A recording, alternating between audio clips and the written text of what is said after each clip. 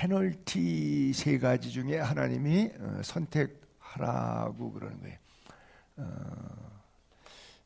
교통범칙금 안 받아보신 분은 아마 없을 거예요. 운전하시는 분 가운데 뭐 주차 위반이나 뭐 이렇게 신호 위반이나 그래요. 우리 여기 교회 앞길 들락날락 할 때 30km짜리 있어서 2개나 3개인가 있어갖고 여기도 꽤 많이 나와요. 그런데 뭔가 법을 어기면 거기에 대한 벌칙금, 과징금, 흔히 말해서 우리가 페널티를 받게 되죠. 수비하다가 공격수를 반칙을 범하면 페널티 킥을 받아서 점수를 잃기도 하는 것이죠. 불법이 심하면 예를 들어서 교통사고로 사람이 죽을 수도 있는 것이죠. 근데 내가 아무리 잘해도 남이 나를 죽일 수도 있어요.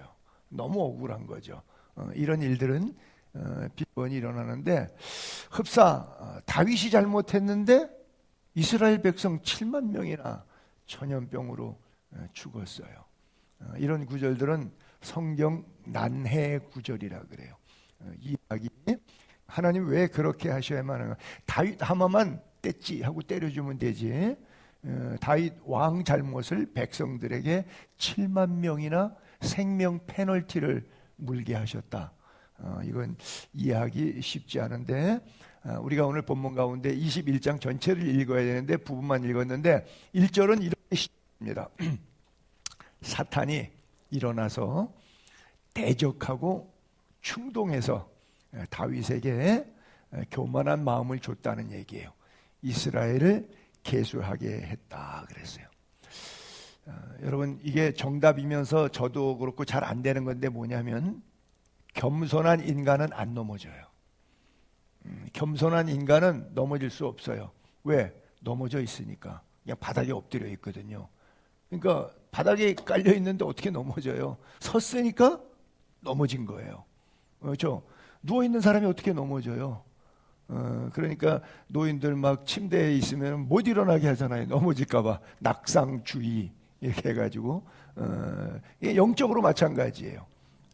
사람 앞에서든 하나님 앞에서든 겸손한 사람은 실수하지 않아요. 넘어지지 않아요. 그러니까 섰다고 생각하는 자는 넘어질까 조심하라. 성경에 써 있는 그대로인 것 같아요. 근데 섰다 넘어졌다 그 차이가 뭐냐면 힘의 근원이 나로부터 나왔다 하나님이 주셨다 이 차이예요. 이래서 내가 설거지를 했어요. 설거지할 수 있는 건강. 교회 왔어요. 몸 아픈 사람 병원에 누워있지 교회도 못 와요. 교회에 나올 수 있는 건강. 내가 하나님 앞에 헌금을 좀 했어요. 구제도 했어요. 선교도 했어요. 그래도 밥 세 끼 먹고 그렇게 할 수 있는 은혜를 이 모양 저 모양으로 하나님이 주셨다. 이렇게 생각하는 사람은 그것 갖고 문제가 생길 교만해서 넘어질 일이 없어요.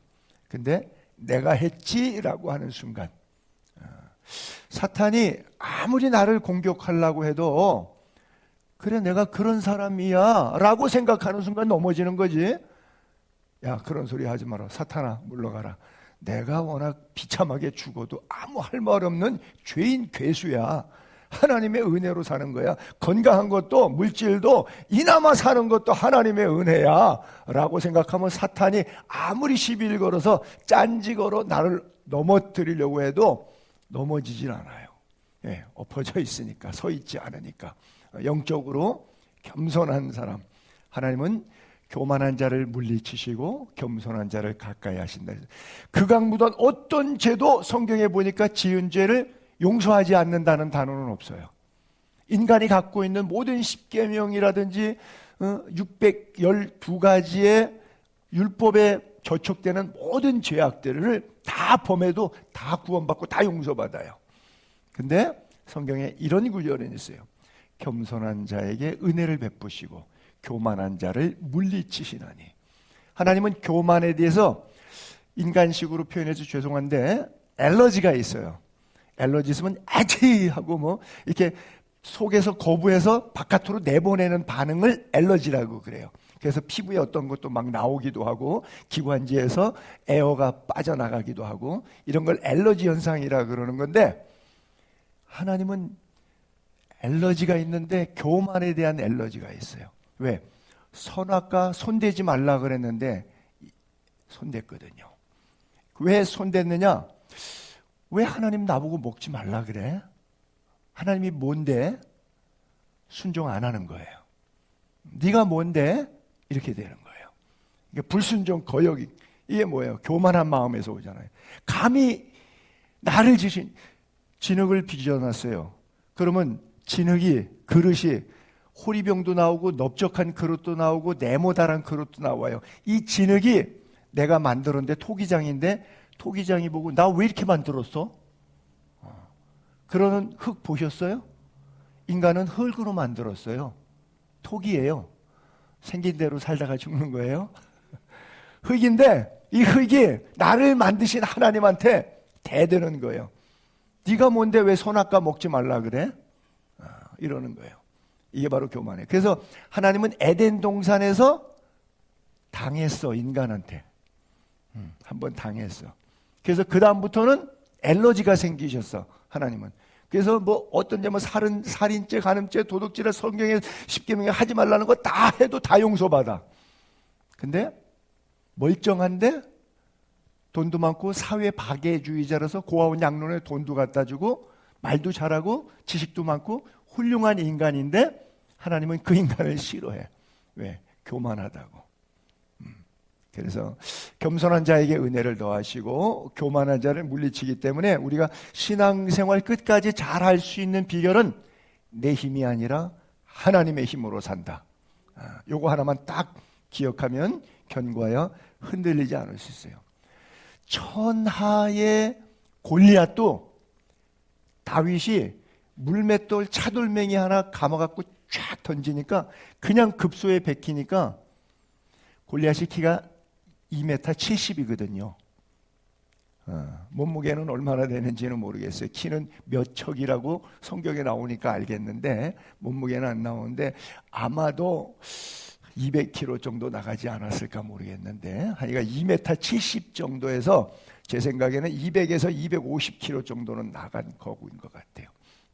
근데 그냥 차돌 하나에 그냥 가거든요. 그것을 다른 의미로 예를 들면 굉장히 건강하신 분인데 현미경으로도 안 보이는 바이러스로 죽어요. 그렇죠? 뭐 다른 거에 뭐 돌에 맞아 죽고 뭐 차에 쳐 죽는 게 아니라 멀쩡해요. 아침까지도 멀쩡해요. 뭐 저도 그런 경우들 많이 보는데 몸이 안 좋아갖고 병원에 차 몰고 가서 검사하는데 갑자기 중환자실에 가고 며칠 뒤에 장례식장으로 막 바로 갔어요. 뭐 우리 교인 가운데서도 왜 치료가 되셨지만 길랑발해 증후군 걸리셨던 분도 있었고 또 저희 2년 전에 저희 사촌 형 같은 경우는 그냥 덜컥 그냥 물론 2달은 계셨는데 본인이 검진하러 하도 기침을 해가지고 스키장 가서 너무 오래 스키를 탔나 그래서 기침이 이렇게 안 멎지. 서울대 분당병원에 본인 벤츠차 끌고 탁 가가지고 검사했는데 폐암입니다. 그래서 당장 그날부터 치료를 시작했는데 중환자실로 가고 2달 만에 들어갔어요. 자, 자기가 몰고 가던 차 파킹해놨는데 다시는 그 차 핸들을 못 잡았어요. 이게 인생이에요. 그죠? 아무것도 아니에요. 말짱한데 바이러스 하나에 그냥 가는 거예요. 숨 못 쉬니까 그냥 호흡이 절대 안 나는 거예요. 그죠? 제가 언제든 그 말씀드린 것 같아요. 그 사촌형은 에베레스트 산 14개 가운데 2개를 갔다 온 그냥 민간인인데 에베레스트 산 2군데를 정복한 사람이에요. 그리고 뭐 럭키 마운틴이고 뭐 하여간 세계 명산은 다 등산했고요. 죽기 한 3, 4년 전에 국토종단 횡단한다고 해서 부산에서 판문점까지 걸어갔는데 한강은 수영으로 간 사람이에요. 저기 뭐 잠실 쪽에서 뚝섬 방향으로 해서 수영해서 그래서 그 인증샷 사진까지 찍어갖고 액자 만들어 갖고 있는 사람이에요. 그래서 스키장에서 스키 타다가 기침 나와갖고 갔더니 2달 만에 죽었어요. 그래. 인생 아무것도 아닌데 우리 너무 까불지 맙시다. 그냥 겸손하게 삽시다. 그래, 하나님이 부르시면 언제 갈는지도 몰라요. 그런데 다윗이 이렇게 사탄이 마음속에 주니까 굉장히 좋은 왕이잖아요. 성군 다윗인데 다윗이 마음속에 사탄이 너 훌륭한 왕이다 이 한마디 하니까 그럼 훌륭한데 어느 정도 훌륭한가 한번 씌워볼까? 내가 왕은 왕인데 도대체 100만 명짜리 나라의 왕이냐 1000만 명짜리 나라의 왕이냐. 우리나라의 컴퓨터 인구 센서스가 안 된 시절에 사람이 세야 되는 거예요. 그래서 장군들 보고 흩어져서 너 어디서 태어났어? 거기 가서 9개월 동안 움직이지 마. 왜? 왔다 갔다 하면 개수했는데 또 저 가서 또 세면 인원 파악이 안 되잖아요. 그러니까 9개월 동안은 고향 가가지고 태어난 동네 가서 살아야 돼, 의무적으로. 그리고 집계를 했어요. 하나님이 기뻐 안 했죠. 워낙 이 친구 다윗이 어떤 사람이었어요? 2m 70짜리 골리앗하고 싸울 때 이렇게 말했죠. 그 골리앗에게, 블레 사람에게 너는 전쟁하려고 나하고 싸우려고 칼, 창, 단창 갖고 나하고 지금 싸우는데 나는 뭐 가지고 가냐? 예수 그리스도의 이름으로 나아간다. 이제 은과 금은 내게 없거니와 내게 있는 것으로 내게 주노니 나사렛 예수 그리스도 이름으로 일어나 걸으라 할 때 걷는 기적이 있었던 것처럼 만군의 여호와 이름으로 나간다. 오늘 여호와께서 너를 내 손에 넘겨주실 거야. 믿음으로 선포한 거예요. 내가 너를 쳐서 내 목을 베고, 자, 고무줄, 새총 같은 고무줄하고 차돌 5개 있어요. 칼 없어요. 근데 믿음으로 선포합니다. 내 목을 베고, 그 목을 베려면 칼이 필요해요. 그 칼은 개가 차고 있어. 그렇잖아요. 그 칼은 개가 차고 있다. 개 죽으면, 쓰러뜨리면 개 칼을 뺏어서 그걸로 목을 내리치면 되는데 배틀자루 같았는데 이 칼의 길이가 딱 거의 제 사이즈만 해요. 190이었습니다. 1m. 제가 190인데 그 가드 블레셋의 골리앗이 갖고 있던 칼이 180이에요. 칼자루가. 드니까 뭐 사람 180짜리 사람 하나 딱 드는 거죠. 기골이 장대한 친구니까. 그래서 제 생각에는 칼을 빼가 죽은 다음에 쓰러뜨려서 칼을 빼가지고 아마 잘 안 나오면 발로 이렇게 갖고 했을 거예요.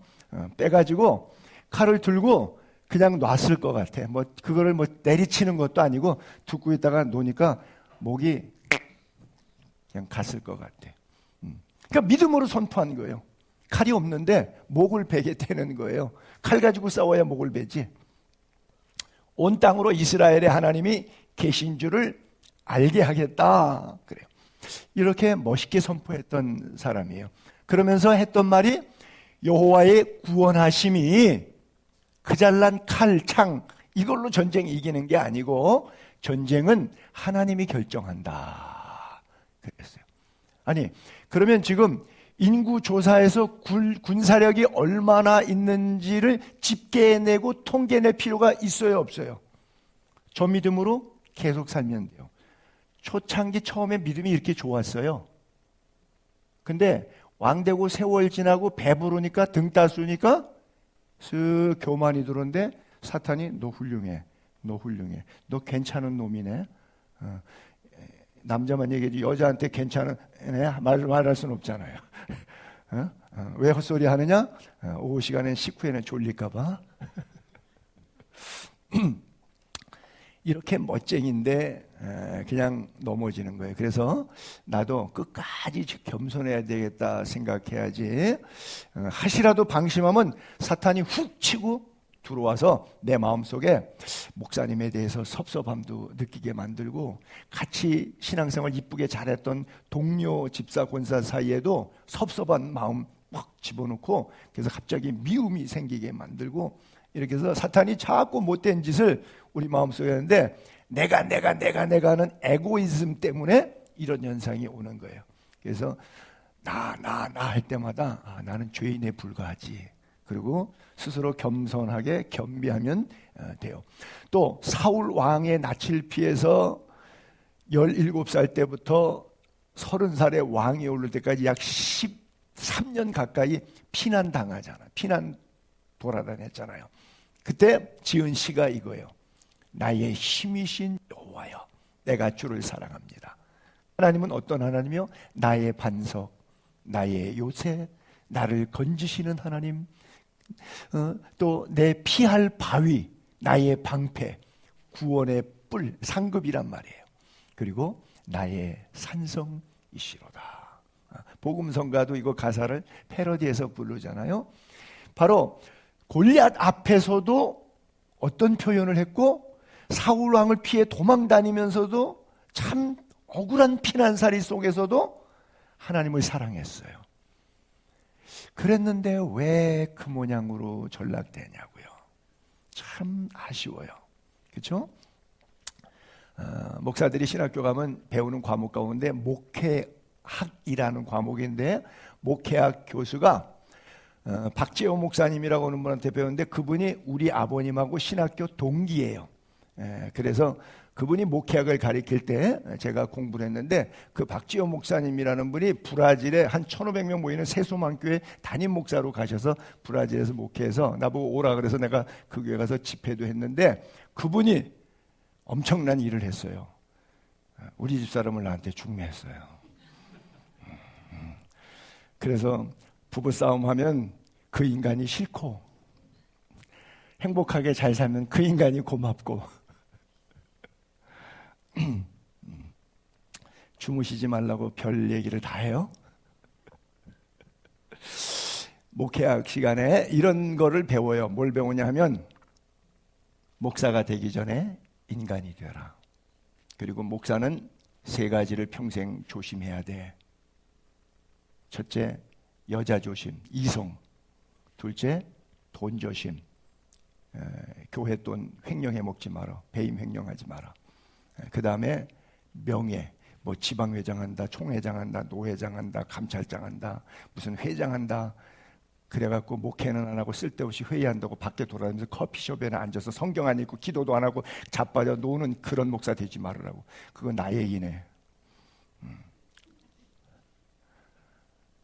그런 거 하지 말라는 거예요. 그래서 이성 조심, 물질 돈 조심, 명예 조심. 그러나 그 목회학 시간에 성직자에게만 해당되겠습니까? 사실 모든 사람에게 해당되는 것이죠. 그 단 한마디는 겸손해야 된다고 하는 것이죠.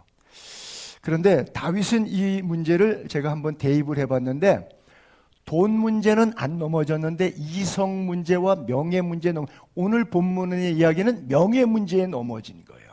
내가 누군데, 몇 명짜리 왕인데, 자기 힘의 세력의 크기를 한번 이렇게 드러내고 싶었던 그런 거죠. 그래서 사실 돈 문제만큼은 이 다윗처럼 깔끔한 왕이 없어요. 왕인데도 얼마나 깔끔했냐면, 전쟁에서 모은 전리품은 다 모아가지고 여호와의 성전에 갔다가, 성막에다 갔다가 보존했어요. 그래서 솔로몬에게 성전을 짓게 하는데, 내가 이미 하나님의 성전을 위하여 40년 통치하며 전쟁에 이길 때마다 모은 전리품들을 힘을 다해서 다 모아놨어요. 예배당 지려고. 곧 금, 은, 놋, 철, 나무, 만호, 가공할 검은 보석, 채석, 모든 보석들, 옥돌 매우 많이 싸그리 모아다 놨어요. 내 마음이 내 하나님의 성전을 사모함으로, 그리고 전리뿐 아니라 내가 개인적으로 소유했던 개인 재산, 그렇죠? 개인 재산, 내가 사유한 금도 은도 하나님의 성전에 드렸어요. 뭐 금, 오빌의 금, 아마 금도 아랍 금은 잘 안 쳐주는데 한국 금은 좀 쳐주는 것 같아. 그렇죠? 뭐 99.99라 그러는데, 아랍에서는 금이 좀 싸니까 싼 나라에서 오는 금은 이렇게 퍼센테이지 비율이, 한국 사람들은 금방에 가면 보증수표가 한국 거가 아니라 아랍 거라면 잘 안 쳐준다고 그런 얘기가 있어요. 근데 그 오빌의 금이 금 중에 정금이 나오는 지역이니까 오빌의 금 3,000달란트. 당시에 한 달란트 구약 무게는 한 달란트가 56kg까지 나가요. 그러면 돈이 이게 얼마야? 3,000달란트면 순은 7,000달란트. 저 정도 금하고 은을 좀 사다가 재테크를 좀 할까요? 저걸 사갖고 이렇게 쟁여놓고 있으면 세월 지나면 뻥튀기 되는 거예요. 근데 다윗이 40년 동안 왕치에서 전쟁하면서 이겼잖아요. 그걸 다 모았으니까 이거 헌금 낼 때 정도 됐을 때는 아마 뻥튀기 꽤 됐을 거예요. 증권, 주식, 금, 은 다 받습니다. 자, 받아요. 그냥 총알같이 튀어나갈라 그냥 다시. 근데 그걸 다 드리면서 고백했던 말, 여호와여, 천지에 있는 것이 다 주의 것입니다. 나와 내 백성이 무엇이기에 이처럼 즐거운 마음으로 드릴 힘, 드릴 돈, 드릴 금이 어떻게 나한테 있었냐는 거죠. 모든 것이 주께로 보면 내게 아니라 주님이 주었다는 거죠. 주께로 말미암았다. 우리가 주의 손에서 받은 것을 주께 드렸을 뿐이다. 우리가 성전 건축하려고 미리 저축한 이 모든 물건이 내가 헌금한 것이 돈 10원도 빼지 않고 다 주님 것이라는 거예요. 사실은 내 거를 드린 게 아니라 하나님이 주신 것이라고 하는 거예요. 이게 에덴 동산의 축복인데 에덴에 하나님이 다 주셨잖아요. 아담과 하와가 지들이 농사 짓고 공사하고 일한 거 있어요? 하나님이 다 주신 거예요. 누리게 하신 거예요. 다 주님의 것인데 그래도 인간은 원망 불평 때문에 선악과를 따먹어요. 전쟁에 승리를 주는데도 하지 말라는 아간의 범죄, 돈 몇 푼에 대해서는, 그렇죠? 문둥병의 게하시, 나만의 문둥병이 왜 게하시에게 돌아왔어요? 바로 게하시가 가졌던 사소한 욕심들. 아나니아와 삽비라가 헌금하고 왜 그 자리에서 즉살해서 죽어요? 오만함 때문에. 영이신 하나님 앞에 성령을 속였기 때문에 이런 일들이 있는 거예요. 자, 그러면 질문할 테니까 마음으로만 대답하세요. 여러분이 가진 모든 것, 여러분들의 생명까지도 하나님의 것이라는 것을 고백합니까? 믿습니까? 내놓으라고 말 안 할 테니까 걱정하지 마세요. 감히 내놓으라 그럴까 봐 말을 못 해요. 주님의 거니까 주님 앞에 내놓으세요 그럴까 봐. 그래요. 다윗의 믿음, 저 신앙 고백, 저 스피릿, 저 정신 우리가 배워야 되고요. 이렇게 살아야 건강한 신앙생활을 할 수가 있어요. 심판대 어느 날 우리가 씁니다. 우리 다 죽습니다. 그리고 생명책에 기록된 대로 심판을 받는데 주님이 물으시면서 나의 살아왔던 삶을 카운트할게요. 너 지금까지 얼마 벌었니를 묻지 않으시고 내가 너에게 준 거 어떻게 썼니를 물으실 거예요. 살면서 열심히 일한 사람은 어떤 사람은 평생 100억도 벌고 뭐 1000억도 벌고 벌 수 있겠죠. 그러니까 주님이 너 수고 많이 했다. 야 1000억까지 번다고 얼마나 고생했겠다. 웬만한 사람 10억도 못 버는데 너 고생. 이런 얘기 안 하세요. 하나님은. 내가 너에게 준 거 어떻게 쓰다 왔니? 이거 물으실 거예요. 하나님은 우리가 얼마 벌었는데 관심이 없어요. 왜? 다 하나님 거니까. 하나님의 은혜로 주어지는 상황들이기 때문에. 그래서 그런 소유 개념이 아니라 사용 개념으로 선한 청지기의 모습으로 살아가게 되기를 바랍니다. 다윗이 저렇게 멋있는 다윗이 왜 돈 문제는 안 넘어졌는데 이성 문제에 넘어가가지고 밧세바를 범하고 밧세바의 남편 우리아를 청부살인해서 전쟁터에 가서 제일 앞에다가 둬가지고 막 전쟁하는 척하고 나머지는 싹 다 빠져서 도망가가지고 적한테 그냥 도간에 든 생쥐처럼 왼수의 손에 이방인의 손에 적군의 손에 죽게 아주 비참한 전략으로 이렇게 본 남편을 살해하고 이런 일들이 하나님 보실 때 너무 아름답지 못해 오늘 본문처럼 또 이성 문제뿐 아니라 명예 문제까지도 자기를 하나님 앞에 과시하고 내세우는 문제. 그래서 사실은 여러 가지가 있겠지만 하나님께서 다윗의 손에 피가 너무 있어서 성전을 짓고 싶었는데 허락을 안 했죠. 다윗이 아들 솔로몬하고 둘이 얘기해요. 솔로몬아, 내 아들아, 나는 사실 너무 예배당 짓고 싶었어. 여호와의 법궤가 천막 안에 있는데 나는 궁궐의 아방궁에서 왕궁에서 사는데 하나님의 법궤는 저 천막 안에 있으니까 내 마음이 안 좋아. 그래서 예배당을 짓고 싶었는데 하나님이 기도했더니 갓 선지자를 통해서 말하기를 안 된다. 너는 피를 심히 많이 흘렸고 크게 전쟁했다. 그러니까 전쟁으로도 피를 흘렸는데 예를 들면 그 전쟁에 우리아를 죽이는 피까지 들어가 있는 거예요. 저게 단순히 전쟁을 많이 했다는 걸 넘어서 하나님이 기뻐하지 않는 피까지 흘린 거예요. 그 다음에 땅에 피를 많이 흘렸은즉 그래요. 이게 뭐예요? 지금 오늘 본문에 읽었던 자기 죄 때문에 교만죄, 명예욕 때문에 7만 명의 백성을 땅에 피를 쏟았잖아요. 이게 얼마나 큰 죄예요. 그래서 페널티야. 그래서 네가 성전 건축하려고 모아놓은 재화 용역이 어마어마해. 성전 몇 개 짓고도 남는 정도의 어마어마한 걸 다 모았어. 이것을 돈으로 환산했을 때 1톤짜리 용달차 3,400대 분량입니다. 금, 은, 보화와 돌, 보석, 나무, 목재 이런 것들이 3,400톤이 되는 거예요. 1톤 들어. 그 정도를 성전 몇 개 지을 수 있는 것을 충분하게 전부 다 했는데 다 준비했는데 솔로몬은 이름을 솔로몬 성전이라는데 숟가락 하나 얹어 넣었어. 제 아들 보고 네가 져라. 내가 했는데 하나님이 안 된다 그래서. 저런 얘기를 들으면 우리는 어떤 생각이 드냐면 내가 이렇게까지 헌금해서 하려고 그러는데 나보고 하지 말라고? 흥? 그럼 나 안 해. 나 10원도 안 해. 우리는 이렇게 되는 게 보통 우리 상식이에요. 내가 미쳤냐? 나 못하게 하는데 내가 왜 해? 안 해요. 근데 하나님을 향한 마음이 다윗은 달랐어요. 그래서 아낌없이 자기의 생명까지 하나님을 향해서 쏟으려고 했어요. 그래서 이 문제에서만큼은 너무나 훌륭한데 저 문제에서만큼은 훌륭하지 않았고 아픔이 있었어요. 결국 하나님께서는 너무나 많은 피를 손에 묻혀서 하지 말라 그랬는데 그럼에도 불구하고 결국 못했지만 교만함이 문제가 됐어요.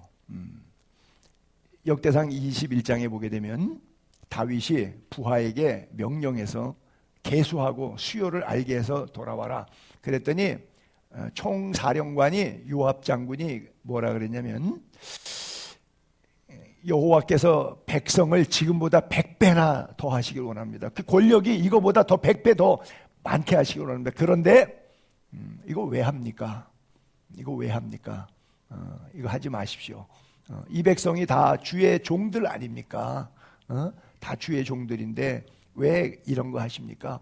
하지 마십시오. 권면했는데 사람은 망할 때 뭐부터 망한다고요? 귀부터 망한다고. 그러니까 얼른 들어야 되는데 이걸 안 들은 거예요. 그래서 결국 페널티를 받는데 오늘 본문 중에 보니까 세 가지 중에 하나의 페널티. 우리 하나님은 참 멋있는 분이에요. 셋을 딱 놓고서는 거기서 네가 원하는 거 택해라 그래요. 여러분은 어떤 페널티, 과징금 어떤 거 받아갈래요? 자, 세월로 3년 동안 흉년, 기근, 석 달 조금 짧아졌는데 적군의 칼에 쫓겨다니는 거예요. 이 적군의 칼에 쫓기는 거는 13년 동안 아주 다윗이 이골이 났어. 사울의 칼을 피해갖고 17살부터 30살 때까지 아주 너무너무 싫어. 13년 동안 아주 이골이 난 거예요. 적군의 칼에 쫓겨다니는 거는. 근데 이거를 또 하라고 그러니까 이거 하고 싶지 않아. 그 다음에 3일 동안 전염병이 도는 거. 여러분 어떤 거 가질래요? 난 다 안 가죠. 겸손하게 끝까지 잘 해볼게요. 근데 곤란하다. 이거 어떤 걸 택할지 모르겠다. 그래서 이렇게 말합니다. 사람의 손에 빠지지 않고 하나님의 손에 빠지기를 원합니다. 그래서 세 가지를 다윗이 고른 게 아니라 하나님이 고르셨어요. 그래서 전염병을 내리셨어요. 근데 아침부터 7만 명이 죽었는데 해질녘쯤에 여호와의 사자가 섰는데 하나님이 스탑! 칼을 든 여호와의 사자에게 족하다. 칼을 거두라. 그리고 3일까지 안 갔어요. 아침과 저녁으로 하루 낮 시간으로 그냥 끝냈어요. 왜? 하나님이 뜻을 돌이키고 후회하셨다 그랬어요. 저는 그 구절에서 눈물이 왈칵 쏟아질 것 같았어요. 왜? 부모들이 그런 거 있잖아요. 종아리거든! 회초리 팍 때리다가 부모가 회초리를 놓고 헝헝 울잖아요. 애가 아픈데 내 마음은 더 아픈 거야. 하나님의 마음이 그런 것 같아. 내가 잘못해서 죄값 치러서 벌 받은 게 맞는데 나를 징계하시면서도 내가 받는 징계의 고통, 아픔보다 더 아파하시는 하나님.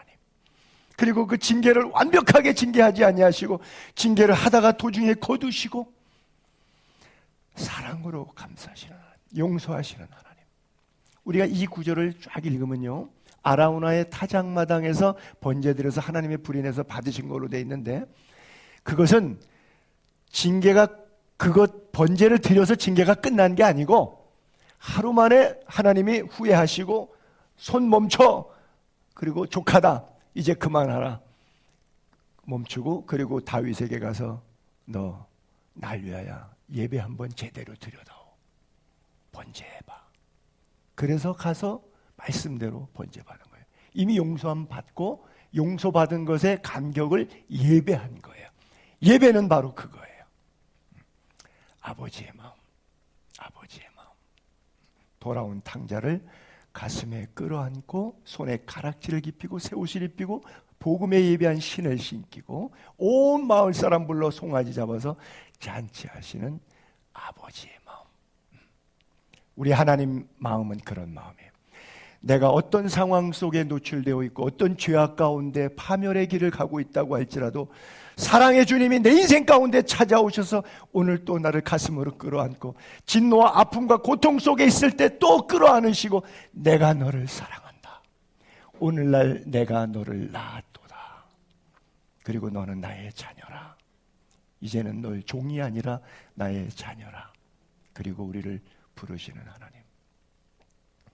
때때로 우리가 바른 길 가도록 3년 기근이나 석 달 적군에게 패하거나 사흘 전염병이나 진노의 채찍을 드시지만 채찍을 드실 때 인간의 공포보다 하나님은 더 공포스러운 아픔을 우리 인생을 향해서 가지고 계시다고 하는 거예요. 여러분들이 하나님을 대할 때, 성경을 읽을 때, 기도할 때, 말씀을 들을 때 그 하나님의 모습이 보이고 하나님의 음성이 여러분 생애 가운데 들려야 돼요.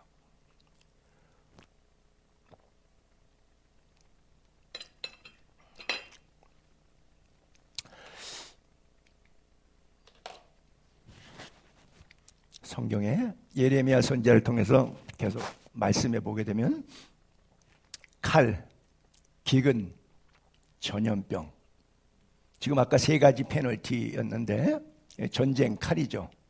기근 3년 동안 기근이었죠. 전염병 3일 동안. 이게 반복적으로 예레미야 읽다 보면 수십 번 나옵니다. 제가 몇 군데만 여기다 올렸는데 이건 뭐냐면 하나님이 우리에게 말씀하시는데 못 알아들어요. 그러면 깜짝이야, 놀란 일이 있으면 알아들어요. 사람이 말씀하시는 확성기예요. 평안한 가운데 말씀하시면 인간이 순종을 안 해요. 잘 못 알아들어요. 인생을 쉐이크 뒤집어 놔요. 칼로, 기근으로, 전염병으로 한 번씩 뒤집어 놓으면 인간이 살아오던 삶에서 잠깐 멈춤을 통해서 다시 리프레시하고 뭐가 내 인생의 남은 생애를 바로 살아가는 길인가를 방향타를 잡게 돼요. 이것이 성경의 칼, 기근, 전염병이라고 말씀하고 있어요. 그것을 통해서 하나님께서 우리를 하나님의 사람으로 만들어가는 거예요. 코로나 때 이 얘기 제가 참 많이 했을 것 같아요. 많이 했던 것 같은데 여러분 한번 이런 생각해 봤어요? 코로나가 왜 잠잠해졌는가? 백신 맞아서 잠잠해졌죠? 백신은 맞을수록 증가했어요. 거리두기 해서 잠잠해졌죠? 아니 마스크 써서 잠잠해졌죠? 왜 잠잠해졌죠? 마스크 쓸수록 더 했었는데 도움이 되는 것, 안 되는 건 아니었지만 마스크 쓴다고 코로나가 없어진 건 아닌 것 같아요. 거리두기 했다고 코로나가 없어진 거예요. 이 세 가지 중에서 코로나 시작부터 끝까지 전철과 버스 안에는 출퇴근 시간에 몸 비비고 붙어 있었어요. 예배당에서만 안 된다고, 예배 오면 안 된다고 20명만 오라고 그랬지. 전철 타봐요. 거기 20명 출근 시간에 사람 닥지닥지 붙어 있어요. 버스도 마찬가지였고 그래요. 근데 왜 교회당이나 공간에, 식당에, 커피숍에 사람이 더 많을까요? 출퇴근할 때 그 긴 전철에 3분, 5분 간격으로 10개가 넘는 노선들이 다니는 그 안에 있는 사람의 숫자가 더 많을까요? 출퇴근 연인으로 따지면 3억, 4억 명이 지나갑니다. 인구는 그렇게 안 돼도 연인으로 따지면. 그럼 코로나가 왜 없어졌을까요? 저도 몰라요. 하나님의 멈추라 그러면 멈추는 거예요. 전쟁도 하나님이 멈추라고 하면 멈추는 거예요. 전염병도 하나님 멈추라고 하면 멈추는 거예요. 기근도 하나님이 풍재를 보낼 수도 있고 메뚜기 재앙을 보낼 수도 있고 풍년을 보낼 수도 있어요. 여러분 인생 가운데 칼이나 기근이나 전염병이 올 수도 있어요. 이 문제를 나타난 현상을 붙잡고 싸우지 마시고 이 문제를 잊게 하신 전능하신 하나님을 바라보세요. 그리고 그분의 도우심을 구하세요. 아라우나의 타작마당, 오르난의 타작마당 같은 사람이에요. 그 타작마당에 올라가서 주님께 묻고 예배해야 돼요. 하나님이 예루살렘을 멸하러 천사를 보내셨더니 보시고 재앙 내림을 뉘우치사 족하다 이제는 내 손을 거두라 그러고 타작마당 곁에 오르난의 타작마당 곁에 섰어요. 거기에서 하나님께서 제사하라고 천사를 보내서 사인을 보내요. 다윗이 순종합니다.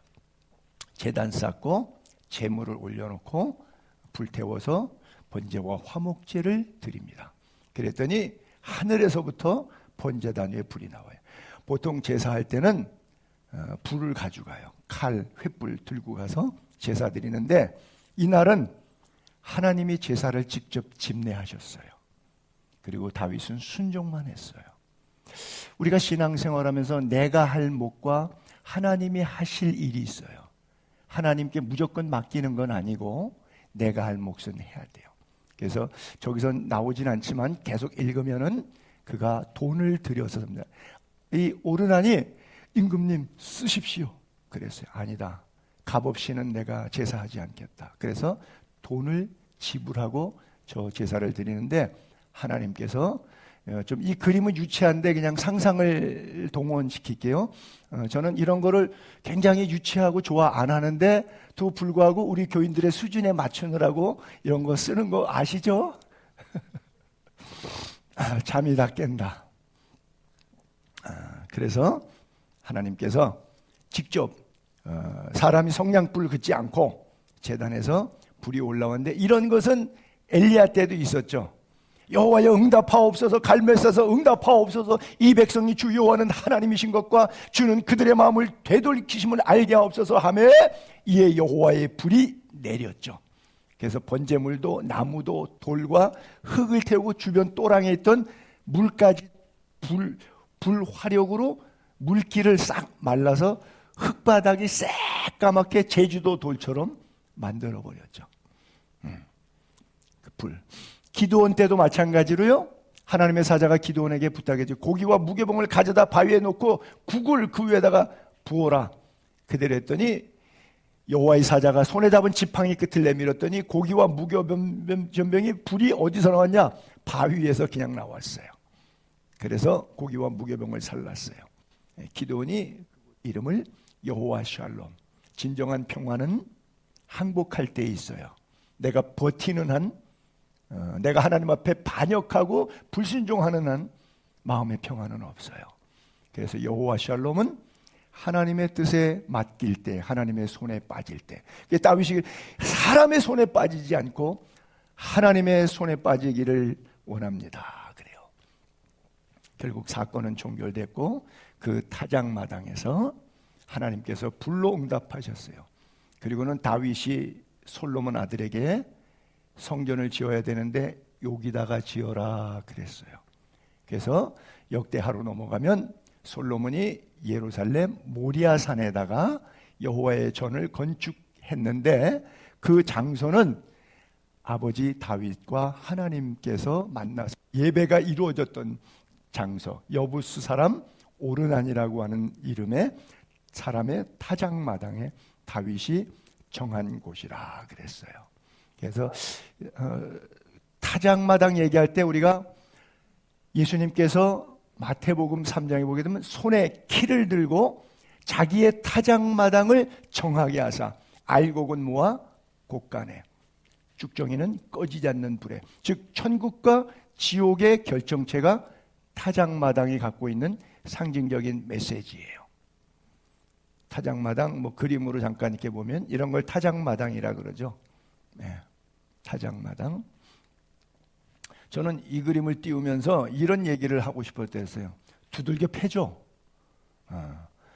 타작마당에서 하나님께서 진노에 뭐 3일이든 3개월이든 3년 기근이든 두들겨 패는 거예요. 그렇죠? 이건 뭘 회개를 촉구하는 하나님의 모습을 이 타작마당에서 연상해 봤고요. 대한민국 최고의 화가 김홍도가 그린 타작마당도 마지막 장면에 한번 이렇게 올려봤어요. 정리하면서 결론적으로 타작마당이라고 하는 것은 구약의 레위기서에 보게 되면 이런 이야기가 나와요. 타작마당에서 다 알고 한 다음에 일부러 한 줌씩 이렇게 떨어놓고 깔끔하게 다 담아가지 말라 그래요. 왜 그러냐? 가난한 고아와 과부들이 타작마당하고 집에 가지고 가면 남은 걸 알고 주워가라고. 이게 무슨 상징일까요? 은혜의 상징이죠. 그렇죠? 병든 자, 가난한 자, 연약한 자, 고아, 과부 그 누구도 연약한 자도 없어서 죽는 것이 아니라 타작마당에서 놓고 갔기 때문에 용서의 장소이고 매맞음 아픔의 장소이지만 그곳에서 하나님의 사랑과 은혜가 흐르고 있는 장소가 바로 이 타작마당이에요. 오늘도 말씀의 타작마당 속에서 첫째도 겸손, 둘째도 겸손, 셋째도 겸손, 겸손한 신앙인이 되는 저와 여러분 될 수 있기를 주님의 이름으로 축복합니다. 기도할게요.